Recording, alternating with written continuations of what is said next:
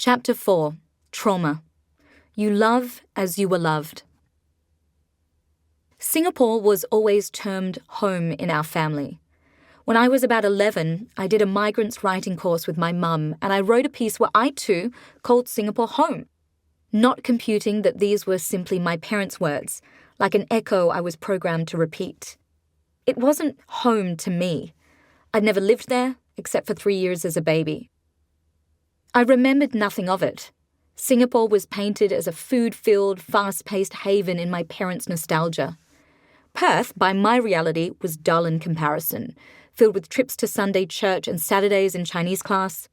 One day when I was 12 and feeling brave, I asked my mother, "If Singapore was so wonderful, why did you leave?"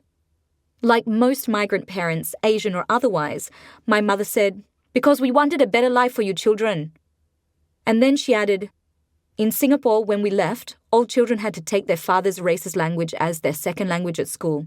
You children would have to speak and write Mandarin, and your father only speaks dialects and Malay. I don't speak Mandarin because my mother is Singaporean Eurasian. So, you would never make it. You would never have been able to compete. We wanted you to have a chance to get into university." This exchange made me feel like I owed my mother the entire act of migration to a place she would rather not be. This is important for what happens in later chapters, but this deep sense of owing our parents is steeped in a Singaporean upbringing. We carry not only the pressure of academic performance, but also the pressure of having been given life. It's the stuff of Asian American stand-up comedy, but underneath the laughs is the profound understanding that you can't mess up. Messing up isn't an option, ever. And it's this pressure that started my loneliness because I was no longer connecting to my family as a child or as a human. I was connecting as a vehicle for either success or shame for myself and the whole family. This is where relational loneliness can begin for many. A feeling that, in the one place you should feel safe, you don't belong. There's a deep lack of acceptance within your own home, and it makes you hypervigilant all the time. I equated this feeling of not completely belonging and not being good enough with unlovability. The way my mother parented was to give me almost enough love to motivate me to do better. My counsellor calls it 80% love. The thrilling 100% love would be doled out sparingly based on outstanding performance as a tool to affirm. This communicated to me from a very young age that love and affection existed but were being withheld. I eventually made the connection as a child that love for me was conditional and paid only upon suffocating obedience and achievement. I still have moments now where I have to catch the way I talk to myself in the same tough love tone that my mother spoke to me.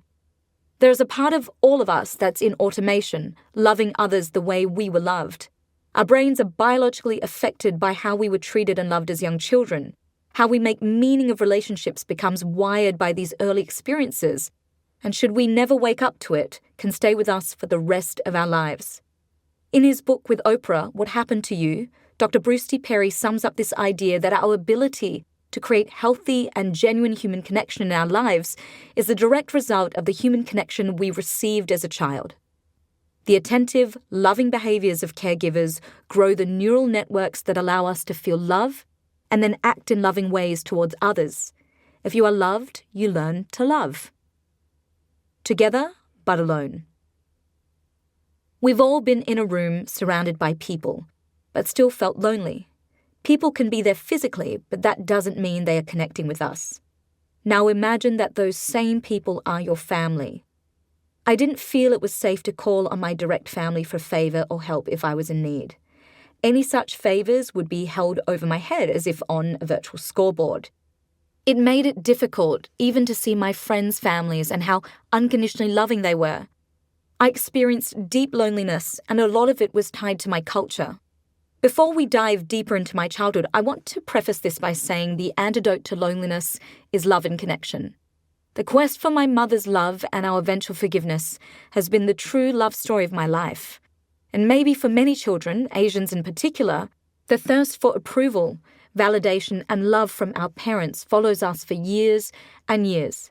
It's not the easiest thing to explain to people who grew up with demonstrably approving, expressive, and supportive parents, but criticism and an absence of praise defined my upbringing. Brené Brown describes the repercussions of not having our needs for love and connection met in childhood in The Gifts of Imperfection. When those needs are not met, we don't function as we're meant to. We break, we fall apart, we numb, we ache, we hurt others, we get sick. The limiting belief that I was unlovable followed me from the day I was born until I was 34 years old. It flung me into a perpetual survival mode, and this sabotaged my ability to connect with others. Sensing we were different. Growing up in Australia, my strict Singaporean parents wouldn't allow us to sleep over at other people's homes. We were lucky to be allowed to go to school camps. As a result of this, I never quite realised that the shouting, the mess, the chaos, and constantly living on an emotional knife edge was different. In my gut, I knew I was much more stressed than my friends at school. I was in a constant state of alert around my mother's moods, but I was too young to make the connection. My childhood was characterised by an unpredictable environment, with ever-changing states out of my control, and children need a consistent, nurturing environment to feel safe and thrive. My mother was dealing with her own demons, born of the rare degenerative disease she has, and of which multiple strokes are a symptom. At the time, there were no studies written about this condition. Many decades later, we now know that symptoms of depression, mood swings, migraines, and blackouts have been exhibited in sufferers as young as 18. This has been a large part of the forgiveness that underpins our relationship now. Back in 1995, however, we blamed her moodiness, disorganization, and locking herself in her room simply on menopause. Unpredictability in a primary caregiver, even from infancy, deeply affects how a child creates their worldview. I long held a narrative that people were unpredictable and not to be wholly trusted, based not only on my mother's mood swings but also the turbulent relationships and gossip that characterized some of my extended family's relationships. Living with this distress put me permanently out of balance. To this day, my internal blueprint craves a roller coaster journey through life rather than a smooth ride, and I'm always having to keep this in check. My mother and father were married at 21 and 24 and then tried to conceive babies for 13 years. As a result of the decade-and-a-half wait, I was born when my mother was in her late 30s, normal for the era we live in now, but very late compared to her peers. I always felt my parents couldn't keep up because they were older than my friends' parents by over a decade.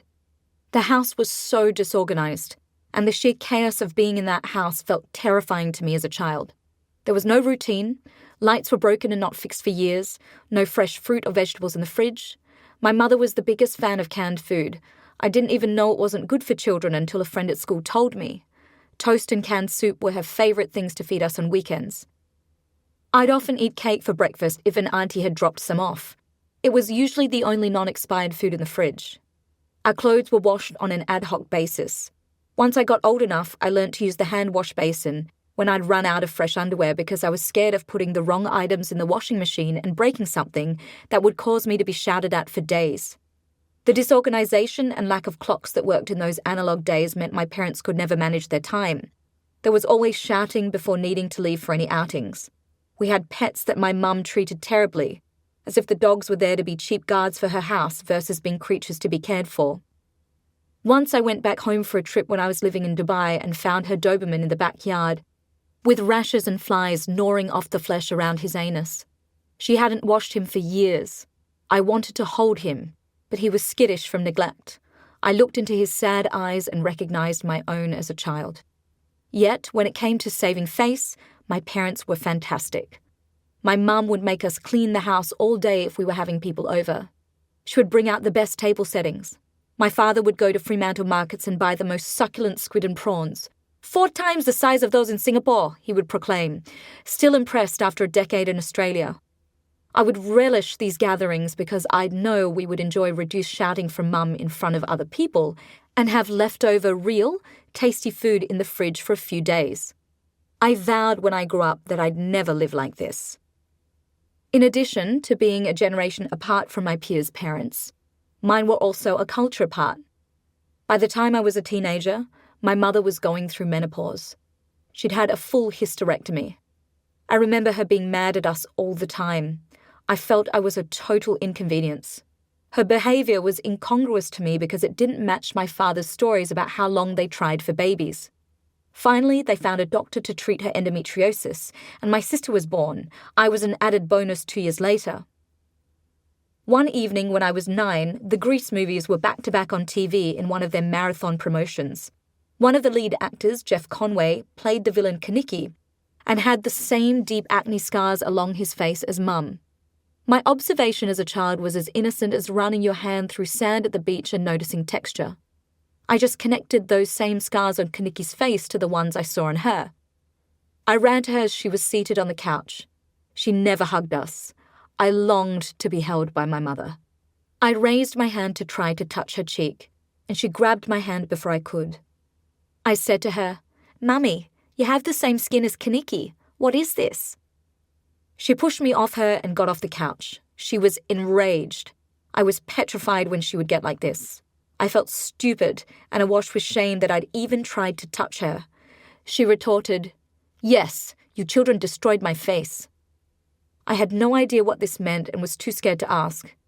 Many years later, I finally asked my father and he replied, "Your mum had to take some very crude hormone medication to conceive, and that's how her skin became like that." I felt I owed my mother her skin, her beauty, her migration. I carried this burden with me for my entire childhood like a sack of bricks on my back, and it cornered me into my decision to leave Dubai and return to be with her in 2014. Top marks in the class. As I grew older, the dysfunction with which I learnt to relate to my mother was hardwired into me. I had a deep fear of her and had developed a trauma-altered stress response. Things that my peers at school found trivial weighed heavy on me with pressure. I remember losing 3 marks on an English paper in high school, 22 out of 25. I was proud of it. It was the top grade in the class. After school, I announced it buoyantly to my mum, sweat still in the small of my back from walking my huge textbooks home in the 35-degree heat. "I was top of the class for this paper, Mum," I announced, waving it in sweaty palms. The words top of the class were like an addictive Daily Mail headline to her, the kind of statement that would stimulate a jolt from her on the couch, particularly if someone else's child was top of something. My voice was trembling, trying to conceal the straining for her approval. My heart was palpitating, hoping that she would be in a good mood today to hear this news. Yearning, as always, that she would see me fully. My mother looked at the score scrawled in red pen with a circle around it at the top of the page, and, without smiling, shook her head. "That score makes top of the class?" She almost spat the words with disgust. She tutted, in the same way most of the Asian migrant mothers would, at the complete indulgence of the Australian school system, as if they were owed better for the trouble of migrating, that the system was building slovenly, lazy children, as if they didn't already know that they had come to a country where everyone, and I mean everyone, who wants in gets into university. Isn't that why they chose Australia? This was followed by, "Go back into class and ask Mrs. M where you lost the 3 marks. Her tone let me know she meant it. I was mortified. What could be less cool and more foreign to my Australian teacher than having to do this? In years to come, I'd understand that what my mother was actually trying to give me was a profound gift. She felt she was teaching me to fight for myself in the world, to not take less than I deserved, and to avoid the mediocrity from setting into my bones like wood rot. Being average, I was led to believe, was contagious. I've since learnt, however, that always needing to fight for yourself makes life a fight, and it's exhausting. I see that now in my mother's sunken cheeks and paralysed face, the face of a person for whom life was about grasping to control. Life finally taught her that it wouldn't be tamed when it took my father. Life betrayed her by incentivising her daughter to always live far away. I look at her now with love, but I'm glad I unplugged and deprogrammed. Confronting authority. Friday. It was a balmy 3 o'clock in the afternoon. Golden Perth sun streamed into the classroom, threatening to expose my hot cheeks in shame. I could hear the sounds of other kids giggling, chatting excitedly about their weekend. That's how I saw a lot of my childhood, me being forced to do something inside while other kids, white kids, were outside having what seemed to be deep, bottomless blue swimming pools of fun. On school holidays, I'd help my dad serve customers at his shop and tiptoe enough to crane my neck over the kiosk counter and see other kids riding the mall's mechanical animal ride and licking ice cream drips off chubby, sweaty hands, laughing. I was envious, deep, emerald, crystallized envy, and yet working and being diligent when others weren't became part of me.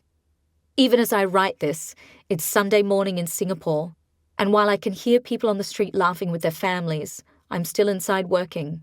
It isn't strange to me. It is part of me, like the warm remnant of heat of a parent's hug I rarely felt. I work because it reminds me of them. It's all I have left of them. My hands tremble with rage as I push forward the paper to Mrs. M. The paper once pushed with decisive pride to my mother, now quivering from those same hands like sails on a boat within a furious sea. I felt enraged that Mum was putting me up to this, and even more enraged that I was so programmed to obey. I knew that night when she came home dog-tired from work, too tired even to cook or buy us food to eat, that she would never forget to ask about my education, ever. I opened my mouth to speak and said, "Mrs. M, my mum wants me to ask where I've missed out on these 3 marks and why." Mrs. M, a kind, patient woman, had children of her own in our school. She was a mother.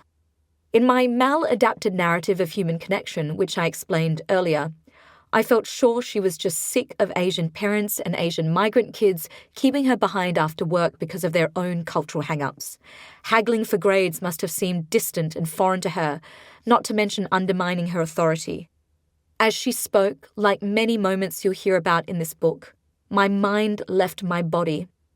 Her lips moved, but I heard nothing but the shame of it all ringing tinny in my ears, my being deprived of fun, the chaos and shouting of insults in my house, the lack of non-expired food in the fridge when I wanted something to eat while studying for grades that I felt my existence depended on. All of it made tears roll down my face. I felt tired. I was 14, yet I was emotionally exhausted. "Yes, and now I see we have the tears again," said Mrs. M. My brain returned to my body. I snapped back into reality. I'll never forget that line for as long as I live. That I must have had conversations with her before where I broke under the pressure of what was expected of me. To me, the skepticism on her tongue meant she couldn't possibly understand me, and it just affirmed the lack of trust in people that I'd already been forming. She couldn't imagine what it was like to live in my house with its lack of psychological safety. A house so large, but so empty of the things kids need. Mrs. M has no idea, I thought.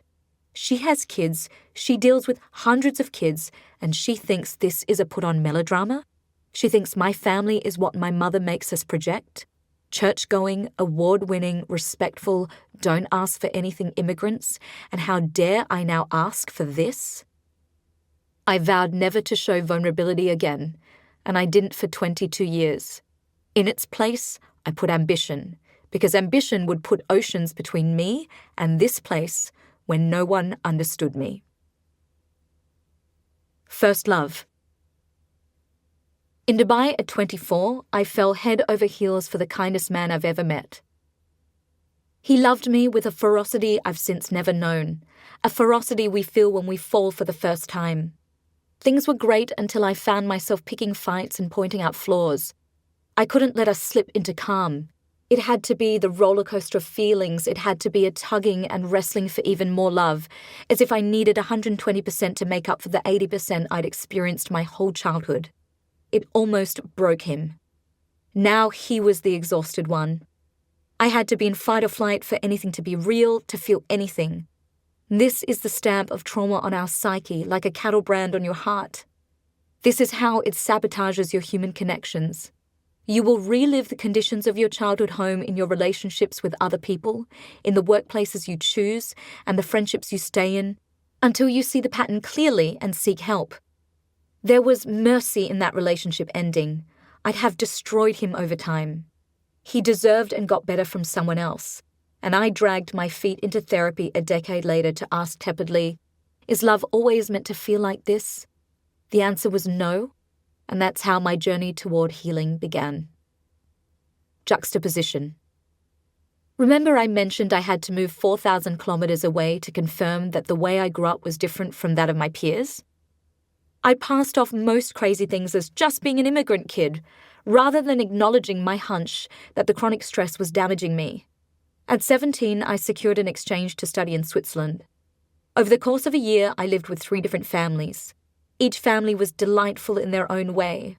My first family was mixed Swiss-Argentinian, and they are literally the most generous people I've ever met in my entire life. The children in this family loved each other deeply and truly treated me as if I was their own sibling. There was never fighting, shouting, or raised voices. Both my host parents worked, and the house was still spotless. My mother had always said our house was messy because she had to work so hard, but here was evidence that everyone could work and wash clothes and buy food for their children. We also had a cleaning lady once a week growing up, and there was still no fresh groceries on the regular. The penny started dropping. My second host family barely spoke any English. Their kids had long grown up, and in their retirement they were kind enough to house an exchange student. This was the first time in my life that a mother made me a packed lunch with so much care that I wanted to cry. Frenny would make me Swiss Bircher muesli and separate the grated apple for me so that when I went to school I could mix it in and it would still be nice and crunchy. I'd never experienced mothering like this. Mum, at the height of her moods, would give us a can of Campbell's soup to take to school, still condensed, and ask me to tell the lunch lady to open it, warm it up, and mix it in water. Some lunchtimes, by the time I got to the front of the line on a cold winter's day, the bell would ring and I wouldn't have time to eat, let alone get the can open. My dad would later start allowing me to take coins from his coin bowl so I could buy some proper food to last me through the day. Sometimes I wonder how smart I could have been with the right fuel in my little belly. The last host family I'm actually so close to that I consider my host mother to be a second mother to me. She had a lot of the best qualities of my biological mother. I found comfort in her directness because I always knew where I stood with her, an important thing as a foreign student living in the home of people who speak a language you don't yet fully understand. As is the tradition of many Swiss Hausfraus, Irene can cook most people under the table. In all 3 of the homes I stayed in, the energy was calm, the voices low, and the words supportive. It was this experience living full-time with 3 very different families in 1 year, all of whom were consistently loving, that started me suspecting that maybe I wasn't so loathsome, unworthy, and unlovable. Maybe something bigger was at play. It was also always amazing to me when I moved back to Singapore for work and spoke about these experiences on social media that I'd receive message after message saying this is how many Singaporean adults my age still feel about their upbringing. There is immense pain carried by a child when they swap their humanity for being a vehicle of shame or success for their family, and are constantly criticized for every attempt to bring them pride. This is the root of relational loneliness for us. This feeling that made me feel so bad about myself as a child was experienced by not just me, an Asian kid in Australia, but by Asian kids in Asia. And from the hundreds of conversations I've had about it, I think the relational loneliness we experience comes down to one thing: a lack of expression of pride. Now, don't get me wrong, I'm a proud Asian woman, but I'm also an advocate for healthy human connection. So if a child constantly hears they aren't good enough, that they are underperforming, almost crushingly that they are compared to others, that they should be more like their siblings, cousins, or some kid at school with high scores, that's traumatizing to the fragile sense of self they are developing. If, in addition to this, they don't get any positive affirmation, can lead to a lifetime of chasing validation. And chasing love, approval, and validation deeply inhibits the formation of authentic adult relationships. We already know that you can't become great at connecting with others when you don't have a great connection with yourself. It wasn't until I had the vernacular to say my childhood was traumatic. It wasn't until the dust of where I came from settled. It wasn't until I healed after arduous hours in therapy and study that I was truly able to be a decent human connector. To be compassionate and present, to forgive and serve others. This is when my cup runneth over, when the fog of trauma lifted. Of course, I still fail at it at times, but I'm always improving. Looking my childhood in the face, calling out the truth of what it was, I was then able to forgive my mother comprehensively and be at peace with my childhood. Here are some self-connection challenges that will help you connect better with yourself, others, and your childhood. Connect with your childhood memories. Self-connection is the key to connecting with others. A great place to start the process of knowing ourselves better can be knowing where we came from. Gently think back to your childhood. Are there any tenuous existing relationships that may need reconnecting? Was there trauma not spoken about or swept under the rug that you've been avoiding, sitting with and processing? Reach out for healing. Reach out to a sibling or parent and ask them about things that may have been haunting you. Remember, there are multiple truths to any viewpoint. For example, the accounts of Australia being colonised by the British will be wildly different depending on whether you speak to an Indigenous Australian or a coloniser.